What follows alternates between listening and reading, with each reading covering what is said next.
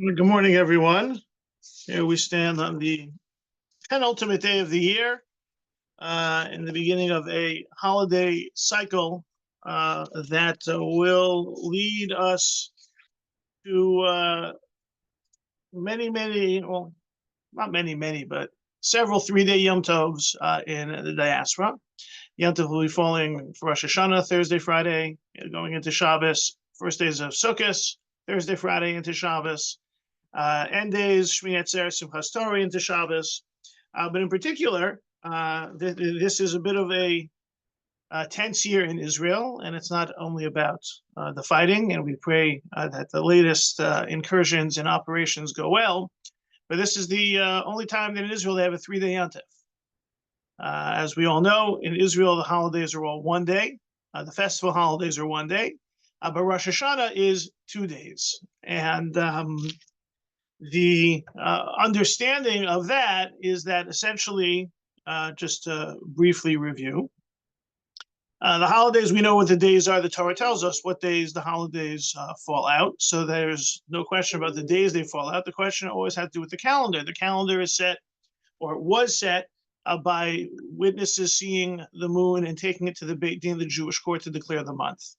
And as many of you are familiar, the mechanism then of letting the Jewish community know about that was not so simple. Back then, they didn't have modern means of communication. The Mishnah describes they would light a fire, and the fire would light the next fire until the whole area saw the torches burning. But that also is going to have a limit, and the messengers would have to go out to inform Jews who live further away. You're talking about, nowadays we think about when we visit Israel, to travel up north takes 3 hours, or down south takes 3 hours. Yeah, but then it was days and days and days. So what about letting people in the diaspora know what's going on? So the messengers would go out, and the messengers would go out, and the messengers would let people know. But until people actually got the information, they had to kind of estimate for themselves. It's not rocket science. It is astronomical calculations, but you know that the moon orbits the Earth, takes about 29, 30 days. So you have a sense of when Rosh Chodesh is going to be. So they kept track, and then the question was, out of Safek, could be possibly 1 day off. That would only be confirmed once the messengers arrived. And so that's usually how the Jewish calendar would work, right? Pesach, 15 Nisan, they had a sense of when it was. Sometimes the messengers didn't get there till midway in the month, and then things would be confirmed. So they would keep an extra day, a second day of Yom Tov, out of doubt. They call that Sveika Diyoma, the doubt of the day. Sukkot is also the 15th of the month. Messengers would have to go out. Shavuos is a little bit easier to calculate, because Shavuos is 50 days after the second day of Pesach. So as to the nature of the second day of Shavuos, is a bit of a longer conversation. Rosh Hashanah, obviously, was even more complicated because it's the first day of the month. So that is why there was a doubt outside. What about in Israel?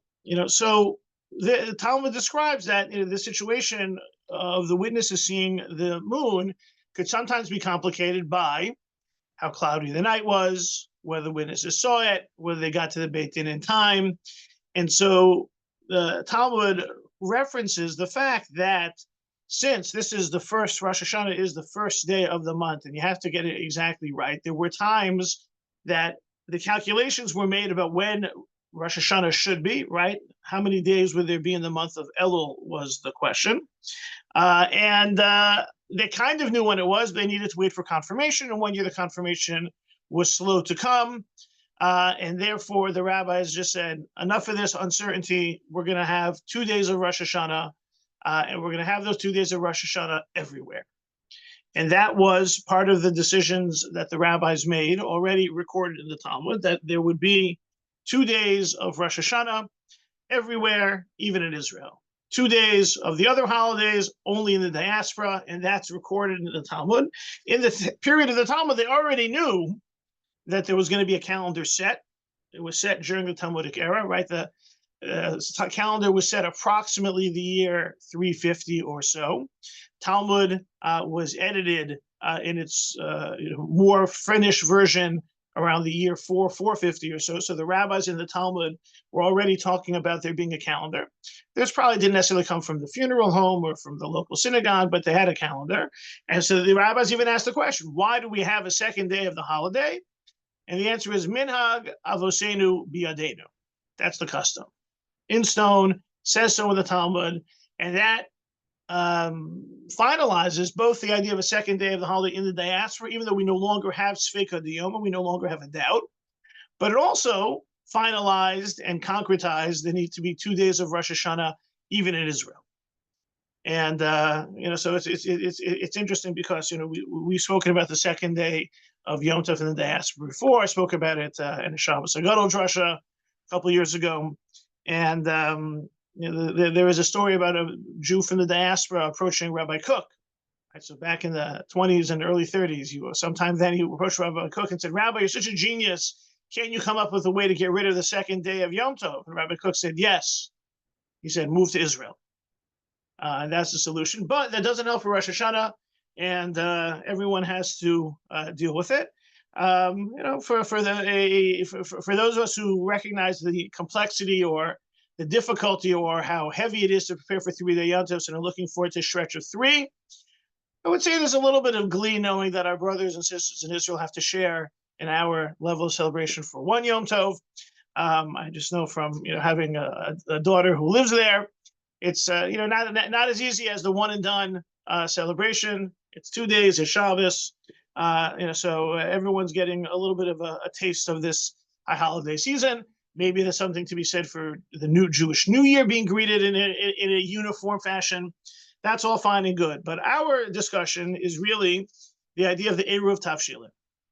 The Eruv Tavshilin, you will see it on congregational announcements time and again. Remember to make the Eruv Tavshilin. It is, it's kind of in the synagogue administration world. It's always that make sure to include the instruction.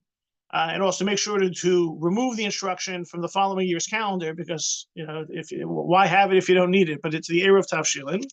And the question is, what is it? Where does it come from?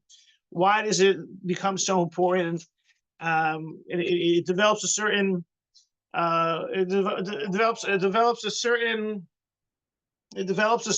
level of focus and reminding as a ritual, and we're going to see that maybe you need it, you don't need it.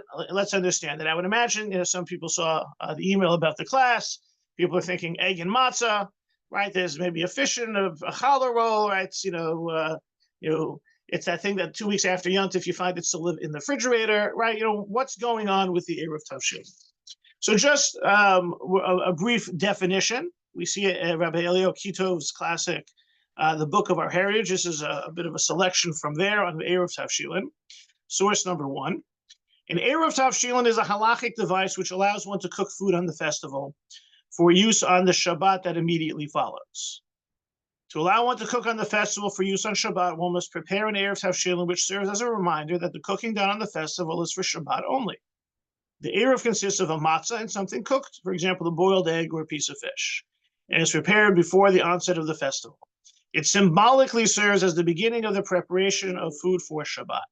Thus, any subsequent cooking done in the festival is considered to be a continuation of the preparation begun before the festival. So that's what it is. It sounds familiar, and it's this idea that allows us to cook on Yom Tov for Shabbat. Is a basic principle, and we'll see it spelled out explicitly in the Mishnah. In general, the major difference between Shabbat and Yom Tov when it comes to cooking is that you're allowed to cook on Yom Tov. You're allowed to cook on Yom Tov if the fire is already on. Right, that's why another very famous instruction for Yom Tov is you light your candles for the second night from a pre-existing flame. You can't light a new flame. You have to take a flame and light your candles from a pre-existing flame. You're allowed to do that because you're allowed to use fire. You're allowed to cook on Yom Tov, but you're only allowed to cook on Yom Tov for that day, not for the next day. Now, some people here may be thinking about that they've already cooked for 3 weeks already. and have that all prepared. And how does that factor in? We'll talk a little bit about that. But in general, the rule is on Yom Tov, you can cook on Yom Tov if you have a fire already. You can cook on Yom Tov for Yom Tov. You can't cook any extra.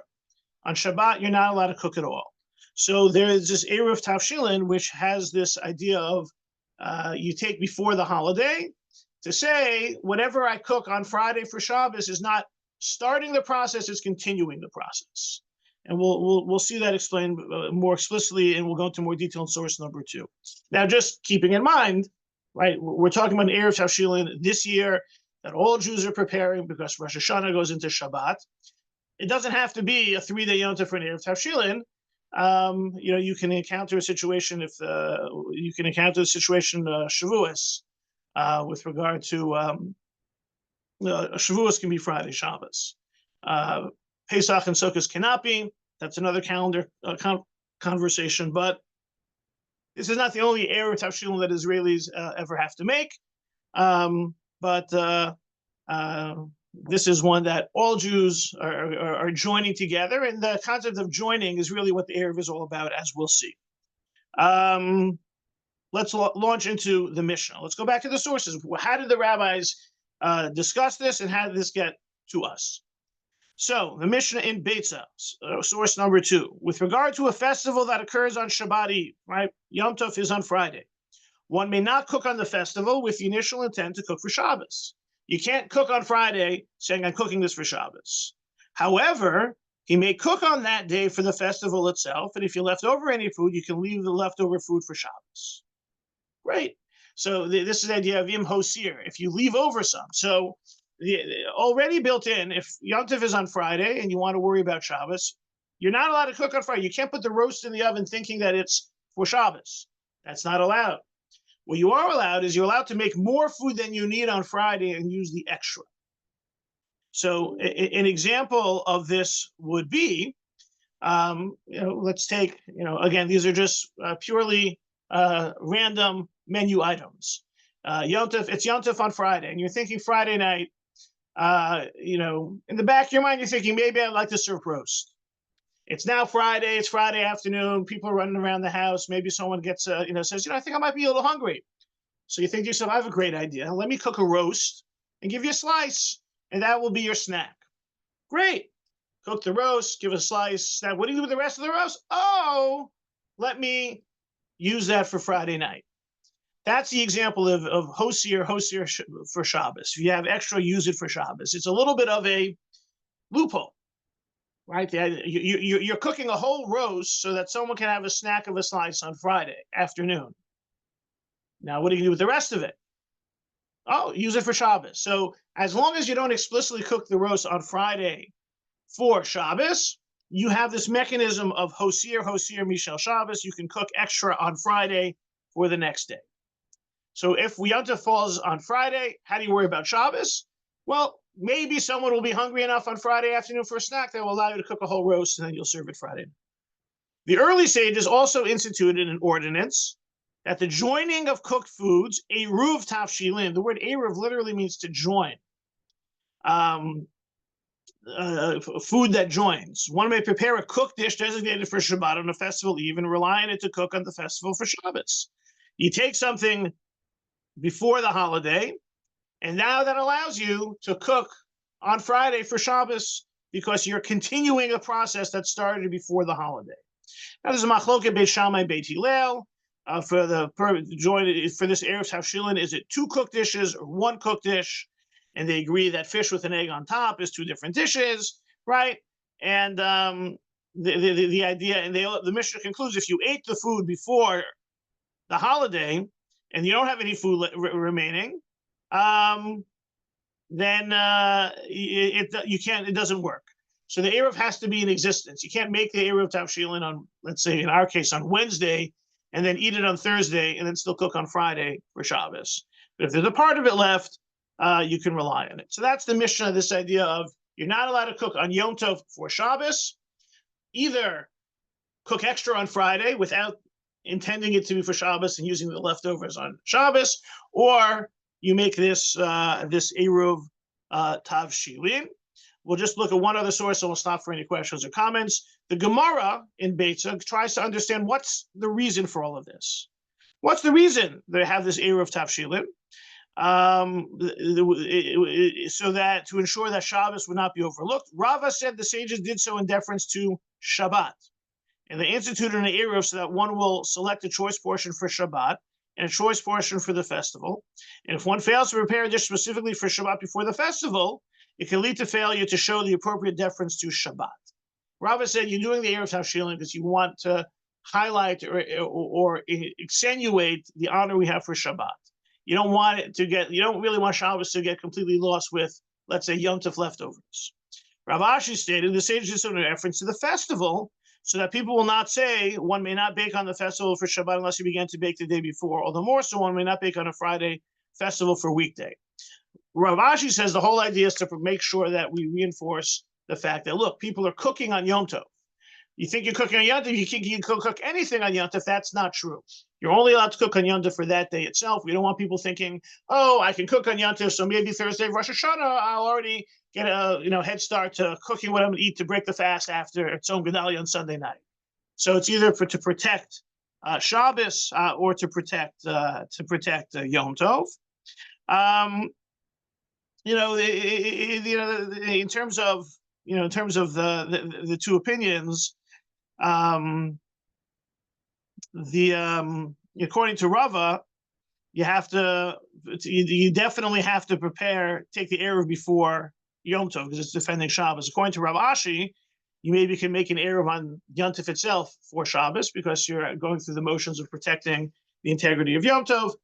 That really is less significant, but we have the mission of presenting what we have to do. Can't cook on Yom Tov for Shabbos. You have the extra or the Eruv Tavshilin, and it's either the rationale is really to defend and protect the laws in the honor of Shabbos and or Yom Tov.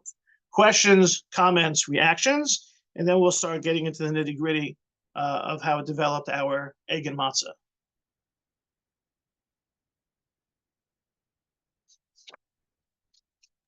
So does the im hosir idea, does that kind of border on a trick on ha'arama, would you say, or is it legal loophole? Yeah, I think look, a lot of this is a legal loophole, and part of what allows or facilitates a legal loophole is the fact that you're allowed to cook on Yom Tov. And the question is, not being allowed to cook on Yom Tov for the next day, where does that come from? How serious a violation? Is that a Torah violation? Is it a rabbinic violation? So it seems that that's more of a rabbinic violation. The machlokes between Rava and Rav Ashi, which says why do you need this? There seems to be more of a kavod Yom Tov kavod Shabbos concern, and that's and therefore, if that can be mitigated, even if it's mitigated with a little bit of a loophole, is acceptable. Yeah, that's the what is it? Hol and Maklai Archim. That's if you hold that it's daraisa. Right, correct. Right. Yeah. If you look at Hirsch's mentioning, if you look at the Talmud was talking about on Yom Tov if you're allowed to cook, but the Talmud really has concerns and limits on what you can cook. That you can only cook enough food for the people who come, and really that was a time and a place where people maybe didn't have as much available food, and they really cooked specific portions for the people. When was the last time we find ourselves at a Yom Tov meal where there wasn't an extra piece cooked anyway? We don't cook necessarily just specifically to the number of people there. At least it's fairly common to cook extra anyway. So we're not always as concerned about being as specific. And so, the culture may have a change in terms of how we look at cooking on Yom Tov in general. So the Eruv Tavshilin is a way to try and maintain a little bit of the fact that, remember, if you're cooking on Yom Tov, you can only cook for Yom Tov. Now, the whole idea of cooking extra, is a legal loophole that the rabbis put into place. So, to some extent, to avoid maybe what could turn into more violation of the fact that you're only allowed to cook on Yom Tov for that day and not the next day. One area where this extra concept gets a little bit exploited, if anyone's ever been at a program for a holiday, like a Pesach program or the like, We're probably in a hotel for Sukkot, and meals are available, right? How do they have very often we always see the announcements, preparations and candlelighting for the second night of Yantav can't take place until after time X. And I get questions all the time. So what time should I tell my guests to come on the second night of Yantav? I say, well, it depends on what you have to prepare. If you have to cook stuff up, well, then they may want to come later. If you're not allowed to prepare for the second night until the second night begins. Things have to be later. Well, how come all these places are able to start the second Seder the exact same time? You're not supposed to make preparation for the second day. How'd they set the table? How'd they set the room? How'd they get the food ready? How'd they get anything ready? So one of the ways, I guess, the tricks of the trade is this idea of imposir, of doing more in advance. And this isn't only about cooking on Yom Tov. It's also about what non-Jews can do for us on Shabbos and Yom Tov. But essentially, a version of the staff wants to get it all set in advance, because otherwise they're going to have to work very, very quickly to get it all set once the second day of Yom Tov or second night of Yom Tov starts. So the setup is really for their advantage. What about the food? Well, the food is set up because some member of the staff or members of the staff taste the food, eat the food. It's the staff dinner that's taking place. That is the initial rationale for all of the food that's going to be cooked on the second night for all of the Jewish guests. So what they do is they basically set up a whole room and menu for some people at the end of day one as it borders day two. Those people partake either formally or informally, or take a taste, and then everyone else sits down for their second Seder at the earliest possible moment without having to wait for any type of preparation. It's all about the idea of imposir. So there's a bit of a legal loophole built in, but there's at least some forethought that has to be given to the fact that we're doing this because we're not allowed to do it otherwise without having the extra on the first day for the second day. So, but the idea of an Eruv in general often has this idea of linking and legal loophole, right? Think of the Eruv that allows us to carry on Shabbos. That also is built upon a mechanism of joining people together, right? We said here the Eruv Tavshilin is the food that we start preparing on Wednesday, so that when we cook on Friday, it's not cooking from scratch, it's continuing what started on Wednesday. An Eruv in a community, people think the Eruv is a wire. It's not true. The Eruv is a box of matzah. The Eruv is a shared meal that an enclosed community shares that really joins everyone together, that allows us to carry within that boundary. So in Eruv, it seems to be a way of combining or putting things or days or people together using food, a very Jewish concept, which often seems to allow us to transcend or avoid a transgression.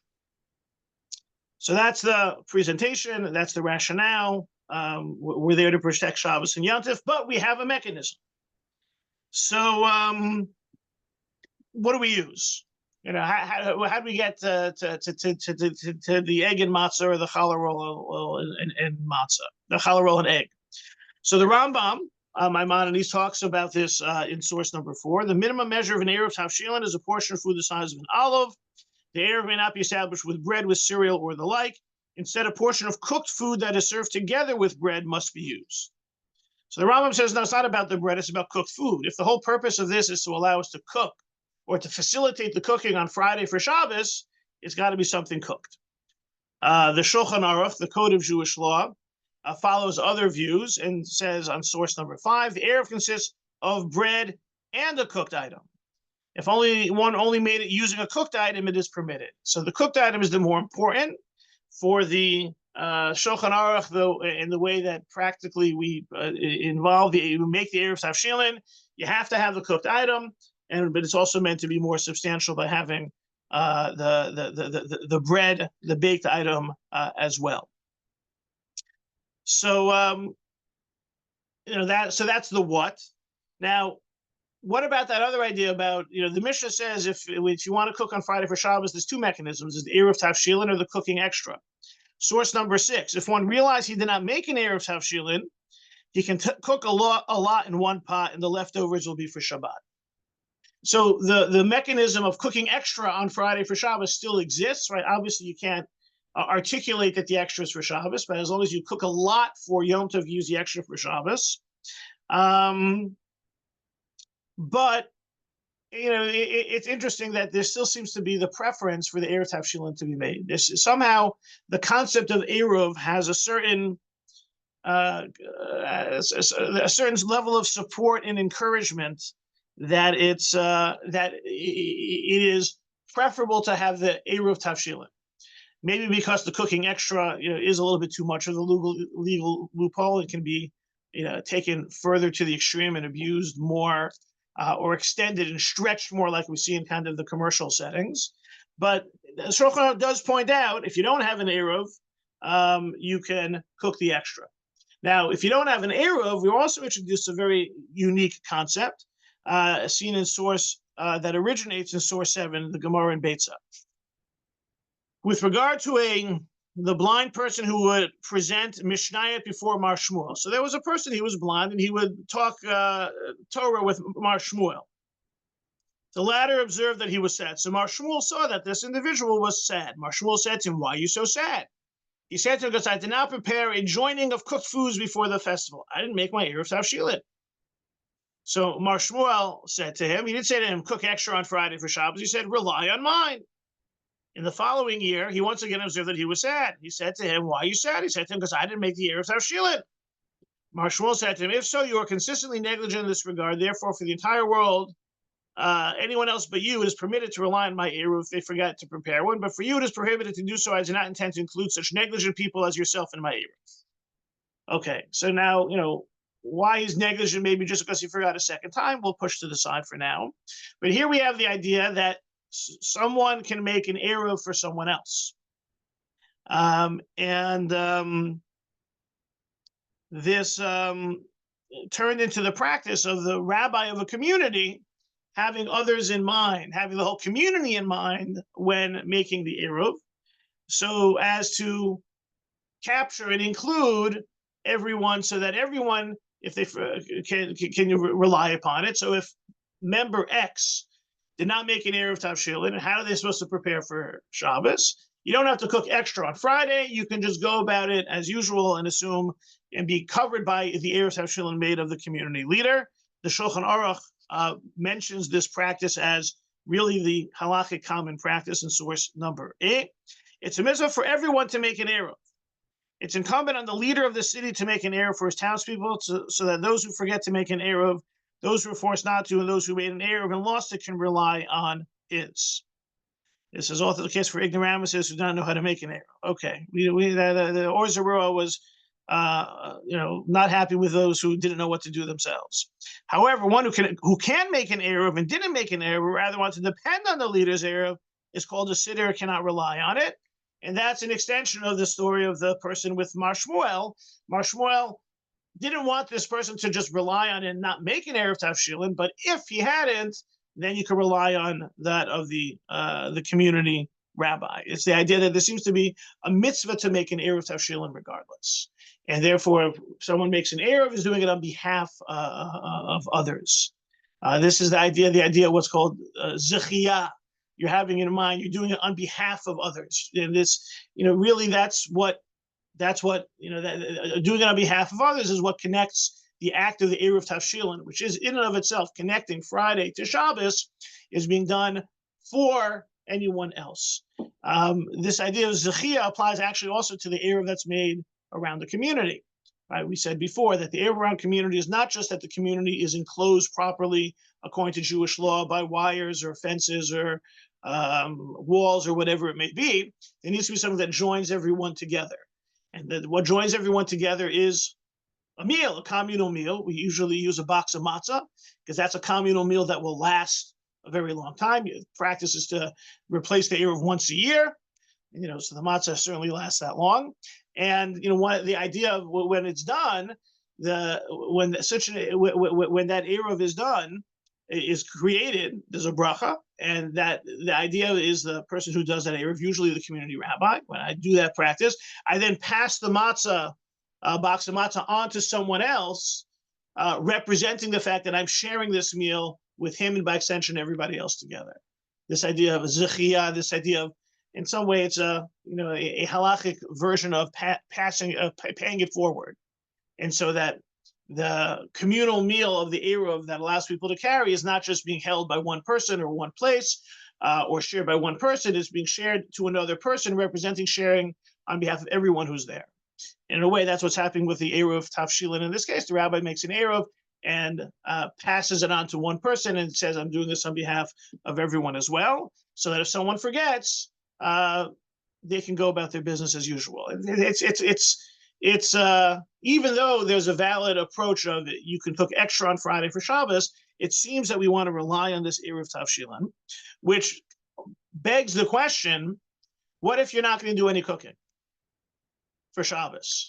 Let's say you were lucky enough to get invited out for the Shabbos meals. Do you still make an Eruv Tavshilin?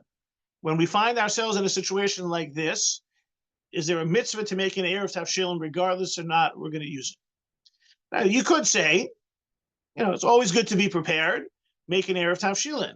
But is there, can we elicit any indication of whether you need to make an Eruv even if you don't have to make the Eruv? You're not going to necessarily use it. So the Shulchan Aruch in source 8 began with the words, it's a mitzvah for everyone to make an Eruv. Now, does that mean if you're not cooking, you should still make the Eruv? Or is it a mitzvah for everyone to make an Eruv and the left unsaid is the unstated if you're going to be cooking? So Rabbi Moshe Feinstein deals with this question. And he deals with it based on one of the commentaries of the Magen Avram, Rabbi Avram Gombiner, 18th century commentator on the Shulchan Aruch. And he starts the question off with, if you, source number 9, if you already cooked everything, do you still have to make an Eruv? Right? And, and you already have your candles, technically speaking, you're not allowed to light a candle on Friday for Shabbos unless you have an Eruv Tavshilin also, because then you're lighting the candle on Friday for Shabbos unless you need the candle on Friday, right? Our whole Shabbos Yontif candle lighting is all in disarray because we have electric lights and none of us are using those lights generally for illumination. But, so let's say you're all set, don't need anything, good to go.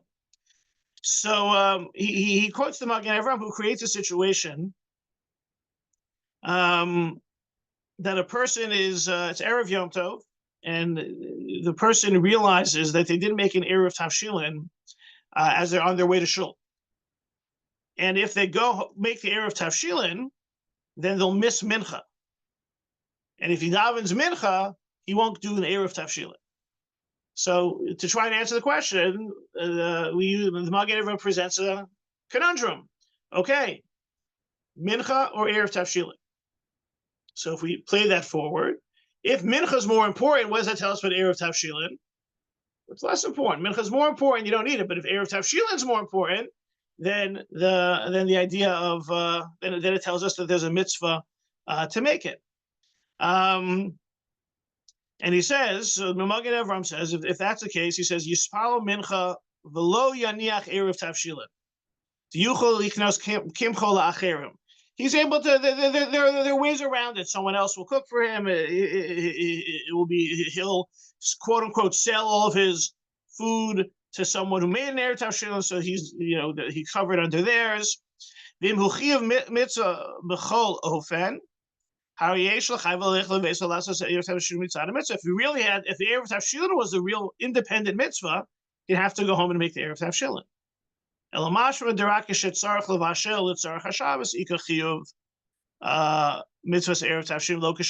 It seems there's only a mitzvah when you need to cook on Friday for Shabbos, and not if you don't have to. And so then he points out, even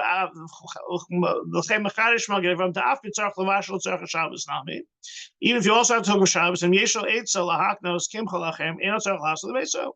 meaning if there's an alternative, then you don't have to go back home. Then there's no independent mitzvah of Eruv Tavshilin.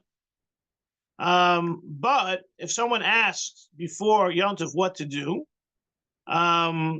should you prepare everything in advance and not require making Eruv Tavshilin or have an Eruv Tavshilin, then it's better to make an Eruv Tavshilin. So Moshe Feinstein presents the Magen Avram saying, look, really, Erev Tavshilin is a mitzvah, and you should do it, especially if you thought about it in advance. And if you think about it in advance, you should you should plan your 3-day Yom Tov in such a way that you'll rely upon the Erev Tavshilin, or you might rely on the Erev Tavshilin, so you should do the Erev Tavshilin. But if push comes to shove, Mincha versus Erev Tavshilin, then if you don't need the Erev Tavshilin, then you don't have to independently go out and do it. It's always good to have, because you never know what may happen. It's very much a Boy Scout concept of being prepared.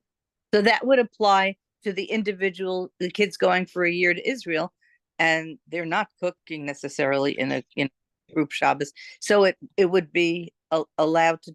They should do it. Look, but you raise an interesting point. What happens if you don't have a kitchen? It's like it's like the dormitory question for a lot of different things. Shabbos candles, Hanukkah candles. I think that if you're not going to, if you do zero cooking whatsoever and you're staying in a place just to sleep and you're not going to do any eating there, it's actually a little bit. The Erev Tavshilin seems to me to be somewhat dependent on whether or not you're doing any cooking. So if you're sleeping somewhere and not eating anything there, or not preparing any food there, the Erev Tavshilin would seem to be beyond what's needed. At the same time, when you sleep somewhere, that's actually where you're supposed to light your Shabbos candles. Right? So, but the Erev is not the problem. It's you're making a bracha that's extra that might be levatala. Well, look, I think that, again, in general, if you're living in a full functioning residential situation, you sleep, you eat, you cook, and everything, Erev Tavshilin. Staying in a hotel, no Erev Tavshilin. You're not doing any cooking. Staying in a dorm, if there's no food preparation and it's only sleeping, I would say no Erev Tavshilin, only because it's completely unnecessary. If you're in a situation where you're invited out for lots of meals, but you still may want your cup of coffee, or you still may want to make some oatmeal, you still may want to make something, then I think that for what emerges from this Magen of Rav Moshe Feinstein is the Erev Tavshilin is an appropriate mitzvah. And I think part of the rationale is that we seem to be insisting upon it, even though there's a full loophole called cook extra on Friday for Shabbos. So if you're completely removed from food preparation, no Erev Tavshilin. If there's a possibility of food preparation, yes, Erev Tavshilin. If you find yourself facing that critical juncture of Mincha or Erev Tavshilin, then it seems that that would be the only time you have to worry about how badly you're going to need it. And if there's any possibility, if you're going to need it, then you're going to need that Erev Tavshilin. If you have other ways of ensuring you'll have what you need to eat over the course of Yom Tov, there's other ways about it, you can carry on to Mincha. Rabbi? Yeah. Is there a time? Is it ever too early to do it in the day, Erev Yom Tov? So in general, I think in general, it's done on Erev Yom Tov. It's got to be daylight, and if you wake up, before dawn, not a good time. But if any time on Erev Yom Tov is time for the Erev Tavshilin.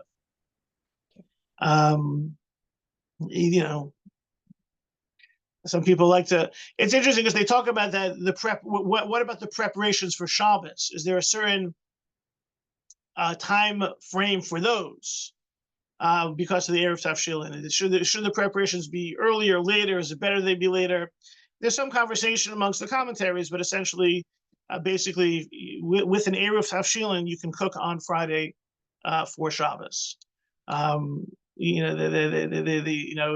People. Some commentators say, well, if you're cooking Friday morning, it's not really connected to Shabbos yet, so it's not covered by the Eruv. But I think for the most part, the Eruv is what it says it is. It allows you to cook on Friday for Shabbos. We saw before that what happens if you don't have it anymore. If you lose it before Friday, then you don't have it anymore. It doesn't help. So one of the questions that comes up is, do you have to do anything with it, right? You have that food that you took. You said, this is the beginning of my preparation for Shabbos. So do you actually have to use it, right? Usually the egg and the matzah are not being put into the dishes that you're cooking for Shabbos. So it's interesting. The Mishnah Berurah quotes the practice that existed from the Maharil, an earlier, more 13th century source, that he would take it, and in the source number 10, lakacho soachar kach lelechem mishnah uvotzei alav besuda shlishis. Even this avid bei mitzvah chada lisavid bei mitzvah acharina.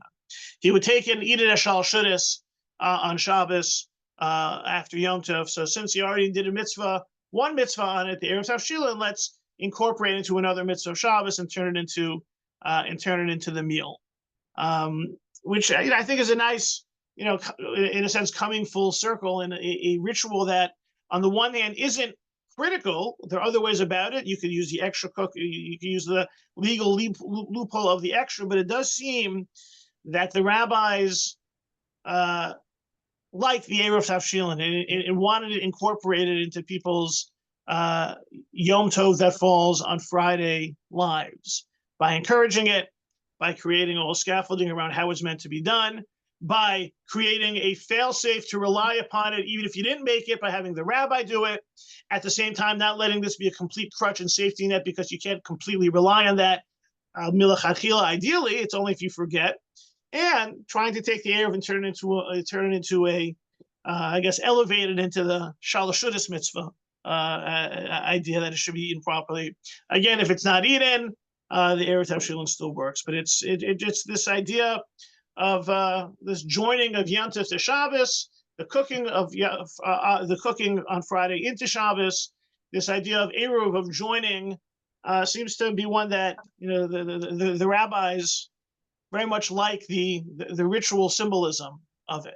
Whether it's whether it's the Eruv that we carry, which is the Eruv Chatzeros, whether it's the Eruv Tchumen, which we don't really focus about as much anymore, which allows you to travel further on Shabbos beyond the city limits. There's anything that's Eruv seems to be very much enjoyed and highlighted. It could be because the word Eruv, in addition to being combined or together or mixed together, also Arev means sweet. So there's something sweet in the midst of Eruv Tavshilin, it's always nice to find something sweet when dealing with three day Yom Tovs in the next 3 weeks. So Rabbi, yeah. if you're starting to cook for Friday on rather Saturday, Friday morning, let's say 9 o'clock, then you should do the Eruv Tavshilin before. Is that correct? Eruv Tavshilin should be done Wednesday. Oh, Tomorrow Wednesday. morning, get there. Yeah, that was the first source we saw. Get it done, get it out of the way. But hopefully the rabbi of your community will remember to do his part to include everybody should they forget. Rabbi? Yeah. 2 quickies. If it's just a 2-day Yom Tov, no Shabbos involved, so you can cook on the first day for the second day. There's no Eruv Tavshilin. No, you're only allowed to cook on day one for day one. So is there an Eruv Tavshilin for that? No. Then you have to rely on the hosier, cooking more on day one and using the leftover for day 2. But wouldn't that be an easier thing to accomplish than with a Shabbos involved? So why would? Look, is it easier? But it's also, first off, it doesn't work. It's more prone to abuse because I guess if you had to choose between 2 loopholes, the rabbis felt the Eruv Tavshilin, which is continuing your cooking on Friday for Shabbos, had more, I guess, structure or more stability than saying, oh, it's Friday afternoon, I'm going to cook a roast beef, take a bite, and use the rest on Friday night. It's a good question in terms of why do they need it in the first place? If you have a mechanism, and it seems like the mechanism of cooking extra on day 1 for day 2 or extra on Friday for Shabbat rubbed the rabbis the wrong way as being too much of a loophole.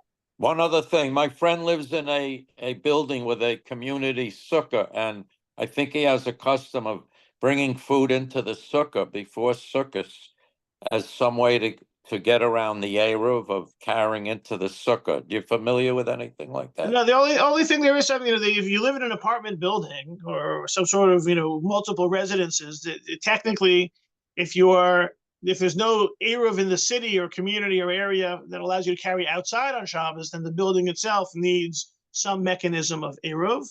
But you know, if you live in a place that has an Eruv already, that's not required. But maybe it's some vestige of that. Thank you. All right. Wishing everyone a